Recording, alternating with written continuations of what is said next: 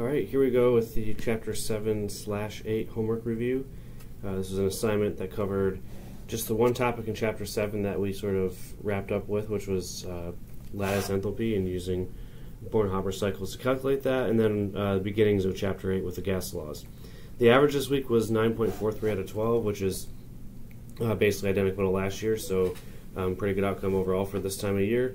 And let's go ahead and get into it. So most of these questions are requests from students, and so we had a few different types of problems involving lattice enthalpy, and this first one here is just really looking at what the definition of lattice enthalpy is. So lattice energy of calcium fluoride is the energy change for which one, if any, of the following processes. So anytime we're talking about lattice energy or lattice enthalpy, those two are used interchangeably. It has a specific, it refers to a specific type of chemical process. So we talked about a few other types, like formation enthalpy refers to forming a compound from the elements. Lattice enthalpy, the general form is that on the product side you have an ionic compound with a coefficient of 1, so 1 mole of ionic compound, and then on the reactant side you have gas phase ions. So whatever ions make up that compound, you're going to split them up into the gas phase ions, and then the combination of those to form the compound is what's called lattice enthalpy, often abbreviated delta H lat. Alright, so if we have calcium fluoride as our ionic compound in this problem, the product side should be calcium fluoride solid. I should have mentioned that this is a solid ionic compound that we're dealing with on the product side, and then the reactants are going to be the two ions that make it up, so it's going to be calcium with a 2+ charge because calcium is in group 2 of the periodic table. And then the ions on the reactant side are all going to be gas phase, so it's going to be calcium 2+. This is also 2 F minuses in the gas phase as well, and they form the ionic solid. So this would be the form of the equation that represents the lattice enthalpy or lattice energy of calcium fluoride. And if you look at these here, we have choice A is close, but it has a solid for the cation and a gas for the product, so that's wrong because of the wrong states of matter. This one does not have the ions on the reactant side, so that can't be right. This one does not have ions at all, it just has neutral elements, so that's not lattice enthalpy.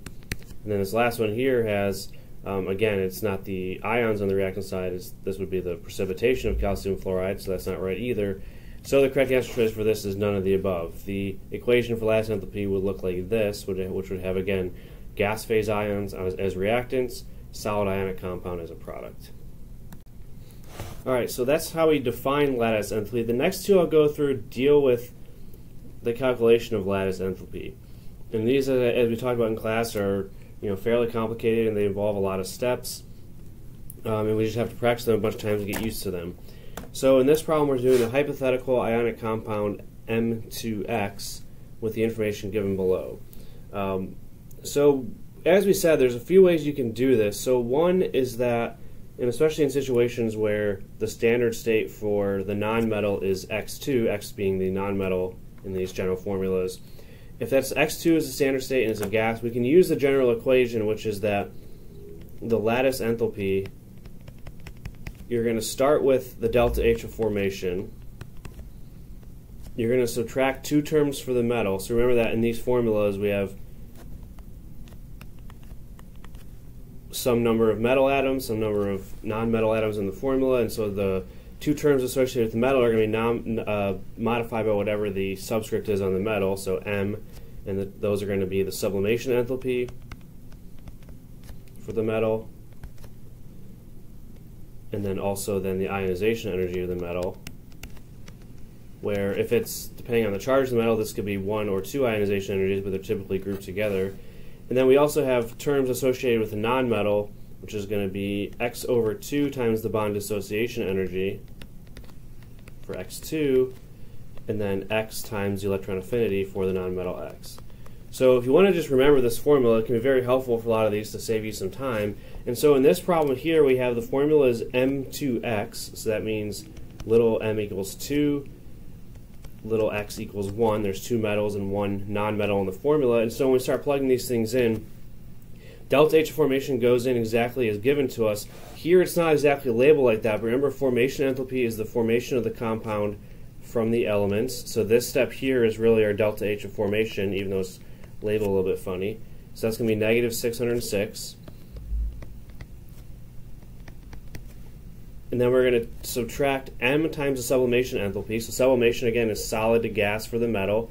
So that's this step here. So we have 2 metals in the formula, so we're going to take that number and multiply it by 2. 2 times 55.1. 2 metals in the formula. The ionization energy for the metal is given directly here as IE, that's ionization energy, so we'll use that 530 kilojoules. And then for the X in the formula, we have 1x in the formula, so it's going to be minus x over 2 for the bond association energy, which is minus 1/2. Bond association is this one here, x2 to 2x's. So this is our BDE, not labeled exactly as that, so you have to recognize that bond association is taking the diatomic nonmetal and breaking the bond between the atoms to form the atoms of the nonmetal. So that's going to be minus 1/2 times 168 kilojoules. And then minus x, again, is 1. There's 1x in the formula times the electron affinity. Here it's technically 2 electron affinities because we have an x2 minus anion in this formula. If we have 2 metal cations, x2 minus, so it's a sum of 2. We just put the number in exactly as is given to us, 1015 kilojoules. All right, and so when we add or take all these numbers and add and subtract them, we're going to get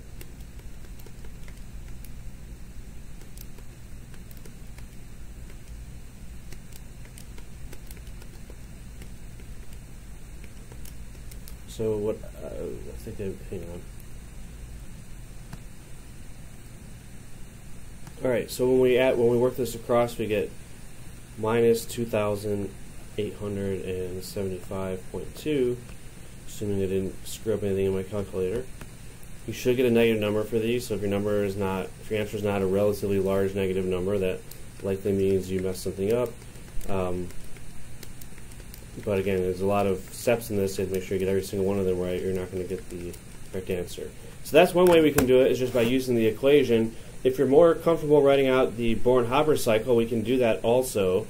So that's how I sort of introduced it in class to kind of give you an idea where this all comes from. So if we have an ionic compound M2X, we want to go around a cycle where we start and end at this ionic solid. And so the first step is going to be to break it up into its elements. So that's going to be 2 metals as a solid. The metal is always a solid. And then we can kind of use some clues from the problem. So we see that we have a term here with x2, so we can assume that the standard state for our nonmetal is x2. And it's going to be 1/2 x2 to keep everything balanced. Okay? So this still makes sure that we have 2 metals and 1 x, so everything has to stay balanced throughout. This is the negative of the delta H of formation, which in this problem we said delta H formation was this step here, negative 606, so the negative of that is positive 606. Then we have 2 steps associated with the metal, as always, so we're going to have metal solid going to metal gas, so that step is called sublimation, where we take the solid into a gas. Because we have 2 metals in the formula, this is going to be 2 times the delta H of sublimation. Right, because it's 2 moles of metal going to 2 moles of gas phase metal. So the sublimation enthalpy here is this one, 55.1. So it's going to be, again, 2 times 55.1. Then the next step for the metal is going to be to remove the electrons. So we're going to make 2 metal cations and liberating 2 electrons when we do that. This is 2 times the ionization energy for the metal, and that is going to be 530 kilojoules times 2.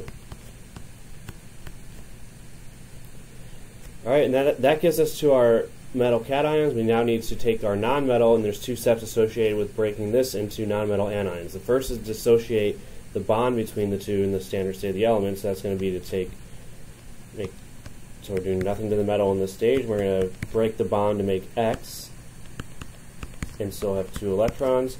So this is going to be 1/2 times the bond association enthalpy. Again, because we're only acting on 1/2 X2, so we need to multiply bond association by 1/2. Bond association in this one is this step here, which we said is 168.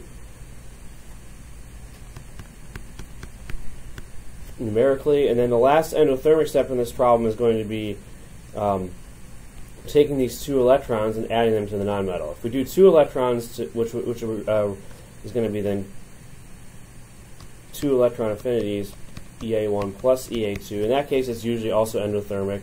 So we can, if we want to draw the cycle accurately, it's going to be this way. So we're going to have 2M plus, and then our 2 electrons getting added to the X to make X2 minus. This again is the sum of the 2 electron affinities, which is given here as 1015. Alright, and then again, once we have our 2 ions, M plus and X2 minus in the gas phase, lattice enthalpy, as we talked about in the very first question, is taking those and recombining them to make the solid.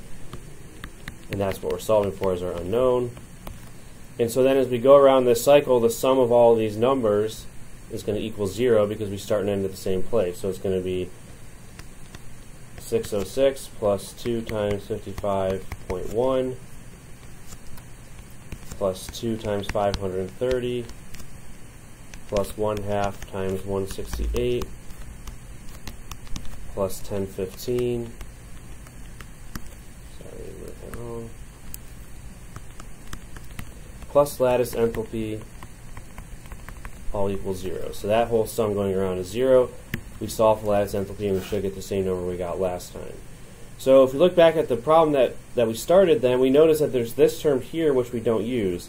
This is the ionization energy of the nonmetal, and if that's ever given to us, we don't want to use it at all because, again, in these cycles or in these types of problems, we're taking the nonmetal and making anions. Remember, that term for making an anion is electron affinity. Ionization energy for the nonmetal we don't need. We don't lose electrons from the nonmetal, so we don't need its ionization energy. So this problem we gave you a little bit of extra information that you don't need, so that one we can just ignore, but we'll use these other 5, 1, 2, 3, 4, 5, to get lattice enthalpy in this way. Alright, we'll do one more like this, a very similar problem, except this time it's going to be mx, so a slightly different formula. And so in this case, little case m is equal to 1, little case x is equal to 1. So now we just have 1 each of the nonmetal and the metal. And our lattice enthalpy in this case is going to be, again, delta H of formation for the compound minus m times the sublimation enthalpy,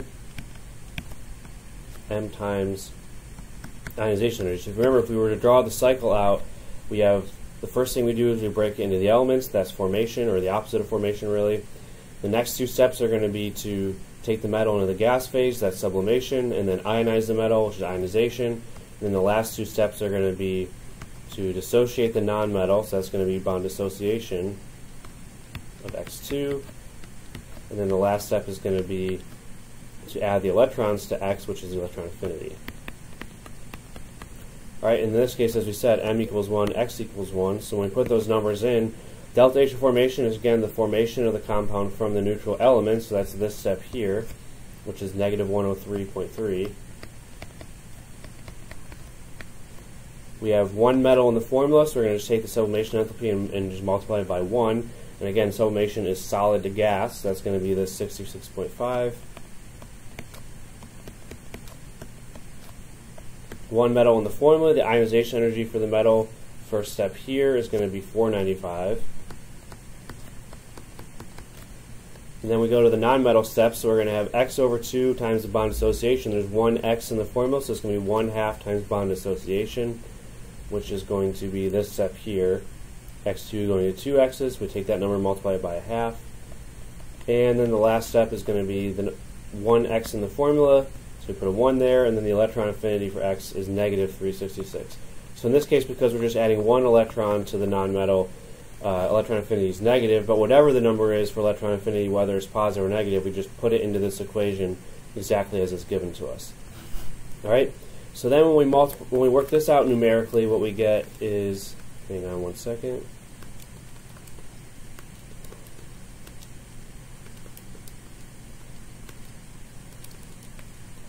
Alright, so what I got for this was a number that seems wrong, so let me try again.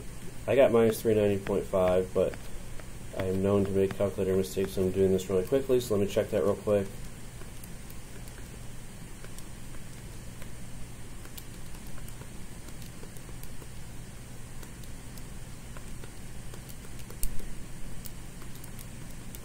Alright, and I think I must have messed something up, because it should be I believe, not 0.5.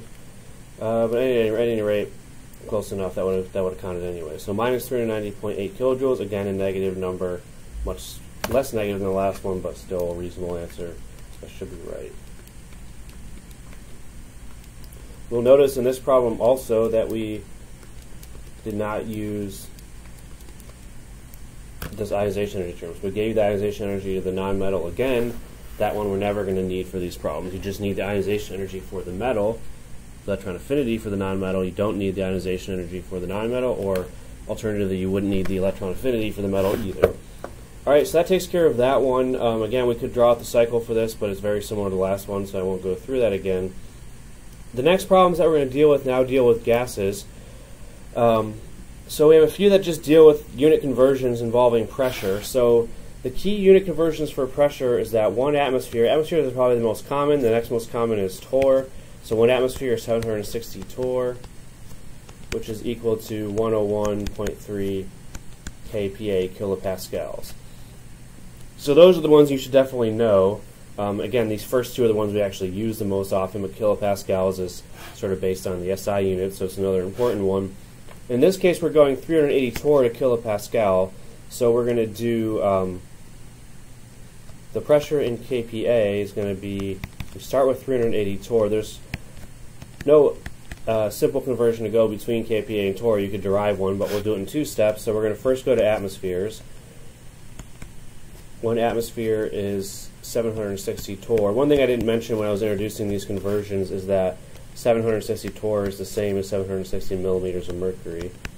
So those two are equivalent. So we have 1 atmosphere is 760 torr, and then if we want to go to kPa, kilopascals, it's going to be 101.3 kilopascals per atmosphere. All right, so we've been doing unit conversions a lot in this course, so there's nothing new to that. 50.6 kPa. Just have to get used to the ones that we use for pressure, because we haven't really talked about pressure much until this chapter. All right, so 2 steps here to go from torr to kilopascals. Another couple here. This time we have the pressure of hydrogen sulfide gas is 35,650 pascals. What is the pressure in torr? So this time we're kind of going opposite, so we want the pressure in torr this time. And again, there's not a simple conversion between Pascal and torr, at least not one that we should necessarily worry about trying to remember. So let's start with the given number, 35,650 Pascal.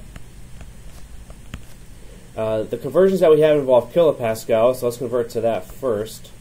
So 1 kilopascal is 1,000 pascals. Kilos always means 1,000.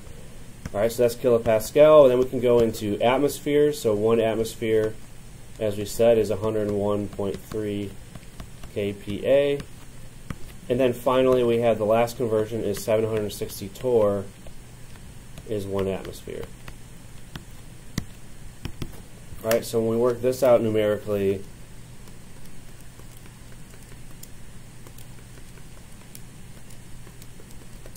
what I get is 267 torr. All right, I think some of these problems were likely multiple choice, but I didn't want to take the time to write out all the answer choices, so we just have to pick the one that's correct. If this was multiple choice, or if it's numerical, that would be your answer. 267 torr. All right. So again, just a few steps to do the conversions, and the ones we should know are the ones I wrote up here: atmospheres to torr to kilopascals. Okay. All right, and then the next couple deal with measurement of pressure. So we want to know what is the pressure in pascals of the gas in the flask shown in the figure. Okay. So in this figure we have a closed-end manometer. So remember, in a closed-end manometer, we're going to be measuring absolute pressure. So it's pressure relative to vacuum. Vacuum is 0 atmosphere, 0 pressure. So that's going to be absolute pressure. And then in an open-end manometer, which is not what we have here, but if it was open-end, we would be measuring pressure relative to the atmosphere. All right. So we talked about this in class a little bit, didn't really do any problems with it. But this is a closed-end manometer, so this difference in height between the two sides will directly give you the pressure of the gas. All right, so if our delta H is 3.56 centimeters, which is what we're told here, that we can convert that to millimeters of mercury. So this is centimeters of mercury, and then 10 millimeters of mercury in 1 centimeter. All right, so again, we have to know some metric conversions here. So that's going to be 35.6 millimeters of mercury. All right, so that's the pressure in millimeters of mercury. But what we want is the pressure in pascals, so we again have to do some conversions. All right, so the pressure in pascals is going to be, you could do this in a few different ways. We're going to start with 35.6 millimeters of mercury. And then 1 atmosphere is 760 millimeters of mercury, or 760 torr. We said those two are equivalent. All right, so that's pressure in atmospheres. And then we know that there's 101.3 kPa in 1 atmosphere. And then we want to go all the way to pascals. So that's going to be 1,000 pascals in 1 kilopascal. All right. So the opposite of what we did last time. This time we're going from kPa to pascals. I had to check real quick, make sure I didn't mess that up. All right, so that's 35.6 millimeters of mercury. We convert to atmospheres first. Then we multiply by 101.3 to get kPa, and then we multiply by 1,000 to get pascals. So what I got for this one was 4.74 times 10 to the third pascals, or 4,745 if you want to do it in non-scientific notation. All right, so 4.74 times 10 to the third pascals for that one. Again, pascals is not the one that we use most often, but we do want you to be familiar with it. All right, and then the last one here is, we don't have the picture, but we're looking for the pressure in atmospheres of a system where a closed-end manometer shows a 485 centimeter difference between the mercury levels. All right, so this is quite a large manometer to have a 485 centimeter difference. That's, 4.85 meters, which is like, I don't know, like 15 feet tall. So this is quite the impressive manometer that we're using here, if we're trying to think about it realistically, but we just have to use the numbers that were given and go through. All right, so our delta H in this case for the manometer is 485 centimeters of mercury. And remember, in a closed-end manometer, that is going to be exactly equal to the pressure. So we don't have to worry about subtracting atmospheric pressure. We didn't give you what the atmospheric pressure was here, so it's going to be just the direct pressure measurement for a closed-end manometer. So the pressure in atmospheres then is, we have 485 centimeters of mercury.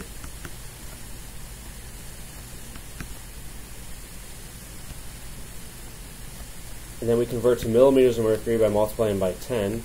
There's 10 millimeters in 1 centimeter. All right, this is the first step. And then now when you have millimeters of mercury, we can go directly to atmospheres, because 1 atmosphere is going to be 760 millimeters of mercury. All right, so this is really the only pressure conversion that we did. The other one was just a length conversion. So 485 times 10 divided by 760 gives us 6.38 atmospheres. Okay, so about 6 times normal atmospheric pressure when we have a mercury column that's 485 centimeters tall. All right, so those few problems just dealt with measurement of pressure, unit conversion. So we had several like that on this one. The last few are going to now deal with the gas laws, the relationship between pressure, volume, number of moles, and temperature, and a few conceptual ones and a couple that are more numerical in nature. All right, so in this problem we want to know which of the lines is the best representation of the relationship between the volume of a gas, which is the y-axis, so y is equal to volume, and its absolute temperature, so the x-axis is going to be temperature. Okay? Other factors remaining constant. So anytime we want to look at relationships between these parameters, we start with the ideal gas equation, PV equals nRT. And what we want is, in this case, we want volume on one side and temperature on the other side, because we want to look, again, the relationship between them as sort of in a xy plot. So if volume is y, we'll put it on this side, so volume is equal to nR over P, we move pressure over to the other side, times temperature. All right, so these are constant in this case. This is our y variable, this is our x variable.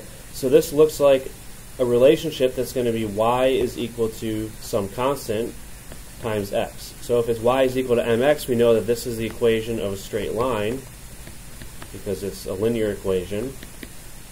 and we know that there's no intercept because there's no term added on. Remember that if there's an intercept, it would be y equals mx plus b. We don't have an intercept here, it's just y equals mx.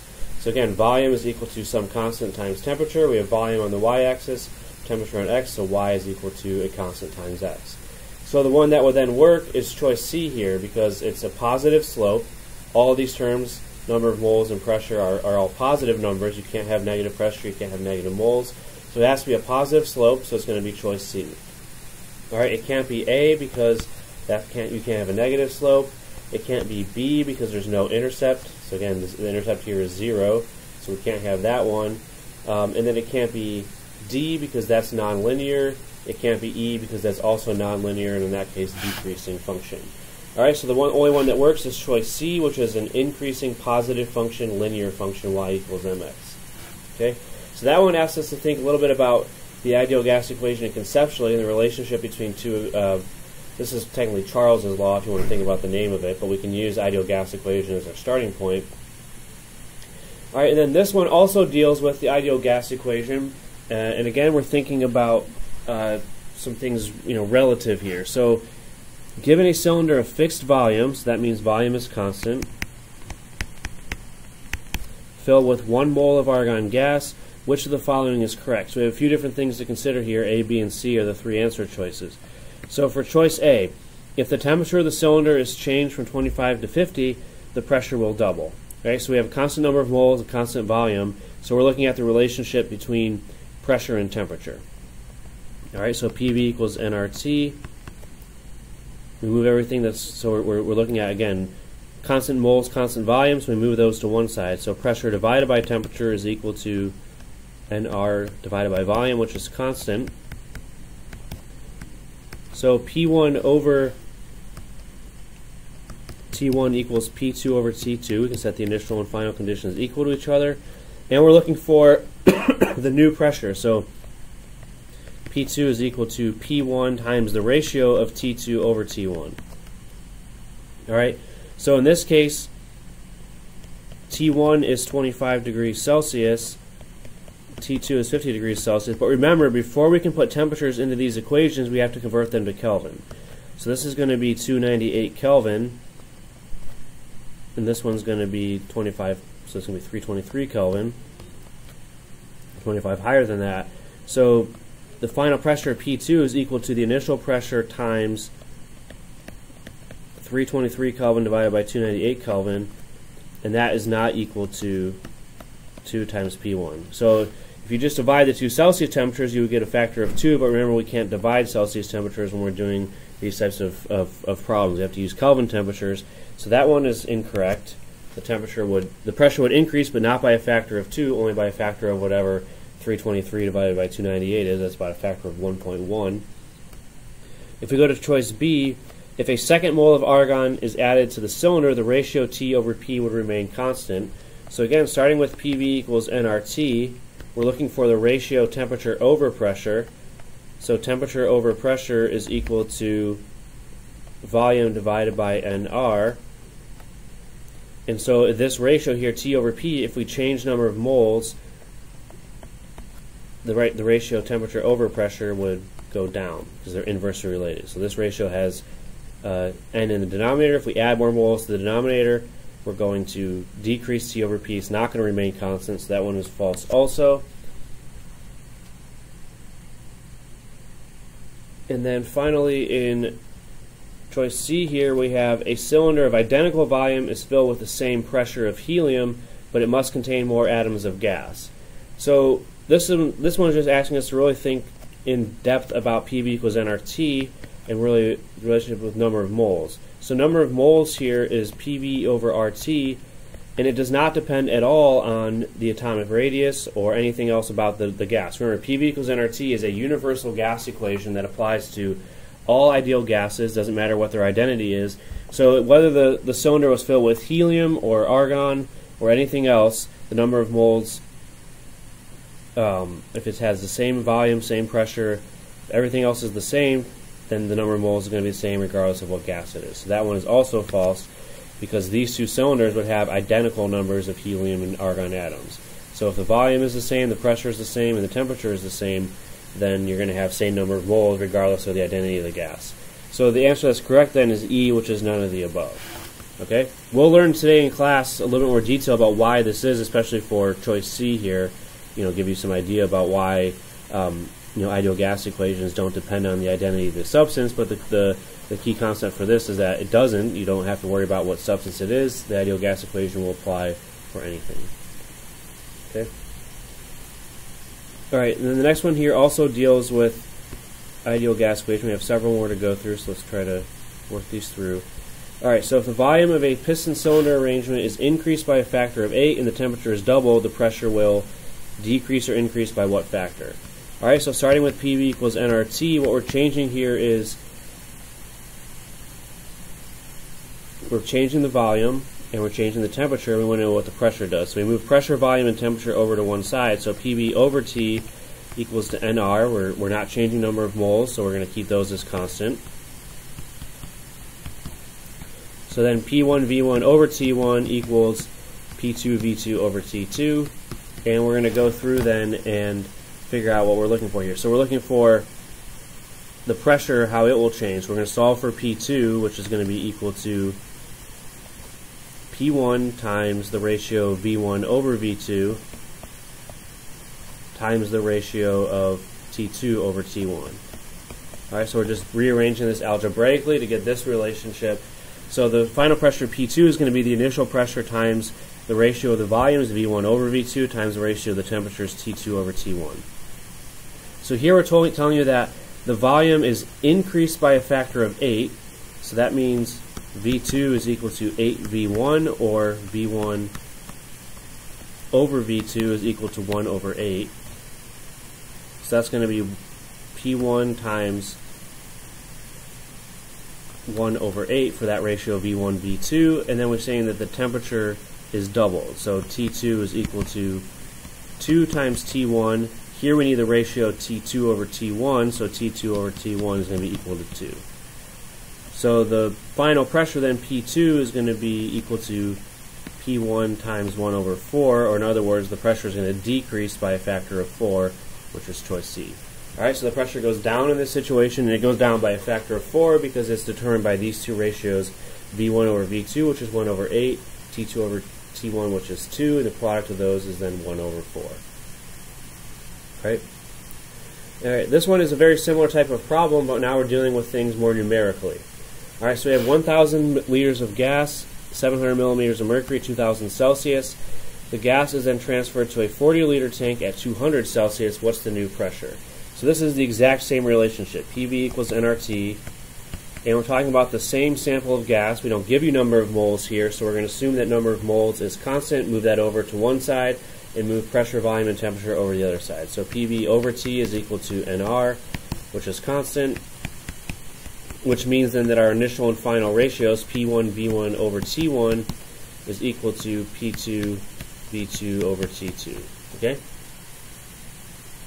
Alright, so that's the relationship here, and we're looking for the new pressure. So P2 is again going to be P1, and it's going to be the ratio of V1 over V2, and then the ratio T2 over T1. Exactly the same as the last one. This time we just have to put in numbers. So our initial pressure is 700 millimeters of mercury.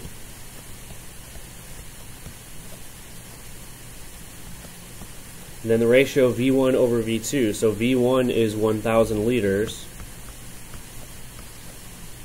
And then it's transferred to a 40-liter tank, so V2 is 40 liters. And then the ratio T2 over T1. So T1 is 2,000 Celsius, but we have to add 273, so it's going to be 2,273 Kelvin. T2 is 200 Celsius.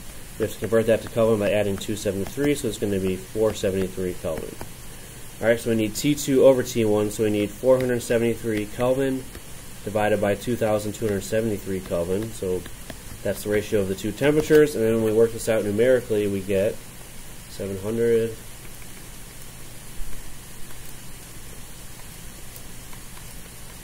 So what I got was 3,642 millimeters of mercury. I don't remember if this one specified units or not. I didn't show it here, but if you want to do it in atmospheres, that's going to be 4.79 atmospheres. So I don't remember if this is a multiple choice or numerical, but if the units weren't specified, that's what they would be in either millimeters of mercury or atmospheres, the two common ones.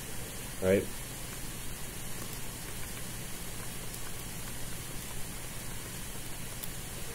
Alright, so that's what we get for this one. So just same problem as last one, just putting in numbers. Alright, the last two of these deal with the density of a gas. Alright, so here we're dealing with density of ideal gases. So starting with PV equals nRT, we said that in class you can take N is equal to mass divided by molar mass. That's the definition of moles we use a lot in Chapter 5, the relationship between mass and molar mass, which is number of moles. And so we can replace this and say that PV is equal to mass over molar mass times RT. And then if we want to solve for density, which is mass divided by volume, that's going to be equal to pressure times molar mass divided by RT. Alright, so we have this equation now, which is that the density is equal to pressure times molar mass over RT. We have 4 identical flasks, so the volume is the same. The temperature is the same, all 25 Celsius, all at the same pressure. So in this case, if we're comparing the 4 gases, the only factor that determines density is molar mass.